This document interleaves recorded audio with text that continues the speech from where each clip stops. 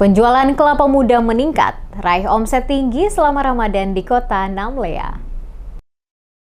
Bulan suci Ramadan membawa berkah bagi para pedagang kelapa muda di kota Namlea, Kabupaten Buru. Kelapa muda menjadi salah satu pilihan utama masyarakat untuk berbuka puasa, sehingga permintaan yang meningkat drastis turut memberikan dampak positif terhadap omset penjual kelapa muda di kota ini. Salah satu pemilik usaha kelapa muda, Gafur, mengungkapkan kepada media bahwa Ramadan memberikan berkah bagi penjual kelapa muda. Meski saat siang hari cuaca makin panas, masyarakat sudah mulai berburu kelapa muda di sepanjang jalan. Permintaan semakin meningkat menjelang sore hari ketika banyak warga yang mulai mencari kelapa muda untuk berbuka puasa.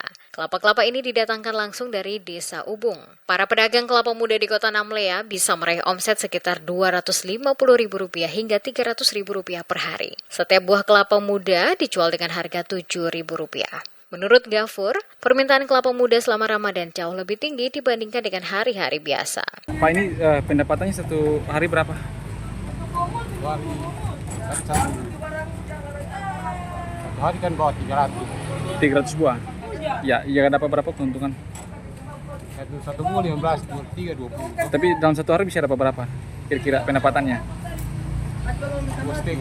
250 ada, 250. Di bulan Ramadan ini, penjualan kelapa muda bisa 2 kali lipat lebih banyak dari biasanya. Kenaikan omset yang signifikan ini mencerminkan tingginya permintaan masyarakat terhadap kelapa muda sebagai salah satu minuman favorit saat berbuka puasa.